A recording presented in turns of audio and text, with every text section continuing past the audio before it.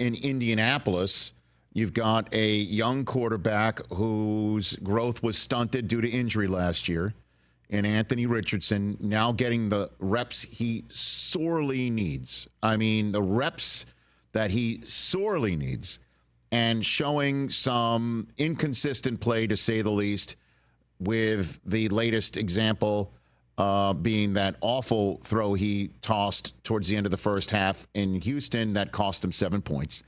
On top of him being honest and saying, I took myself out for one play because I got tired. And there's now a major hue and cry to say, let's go with Joe Flacco there. What are your 2 cents on this subject matter, Dan? I got a lot more than 2 cents, okay? So I think a lot of the conversation over the last 36 hours around this is a little bit extreme. All right, so one, Rich, there are 2 different situations. The tapping yourself out in the play. The tapping yourself out, I think everybody to a man can't do it. It's inexcusable. You as the quarterback, you are the unwavering leader of the football team. You have to go put it on the line every single moment.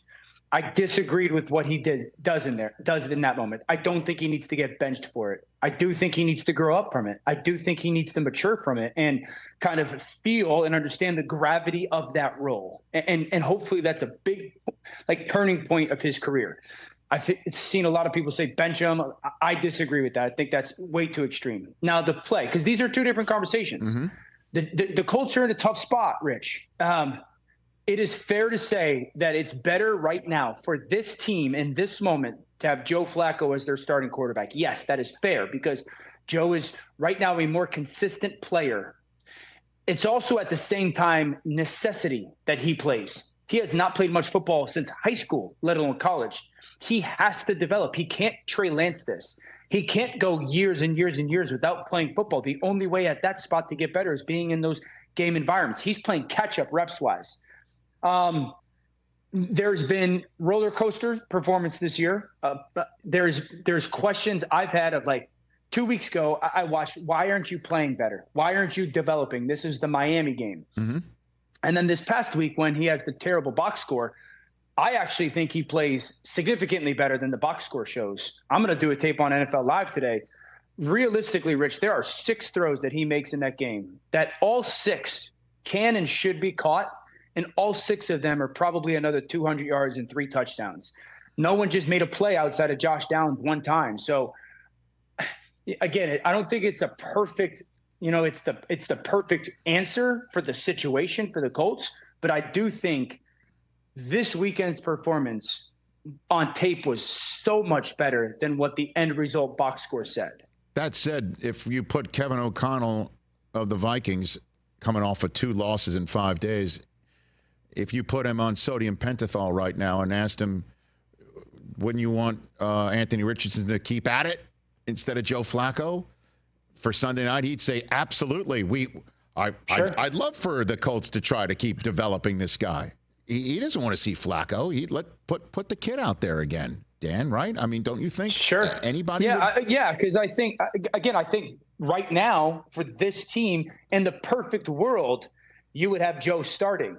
But because Anthony's past is what it is, Anthony wasn't this guy that was, a 3-year starter in college or has built up thousands of reps in college. He doesn't. And so that's why this situation is what it is. I thought it would be a little bit more advanced, the development.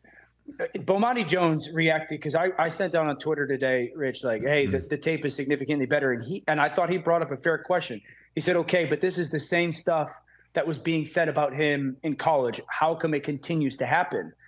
And I responded back with, okay, number 1, it takes reps to get better. It just does. Number 2, a lot of it is, well, that throw's dropped. It's a 30-yard touchdown. But how come it was dropped again in the NFL and it's dropped in college? Are the receivers that he plays with always bad? Or, can there be a little bit more touch on the football? Almost like what's happened a little bit with Justin Fields and Russell Wilson, Josh Allen earlier in his career. Can the ball get out a fraction of a second sooner? Can you place the ball maybe 1 foot in front rather than on the face mask? There's a lot that's attached to it.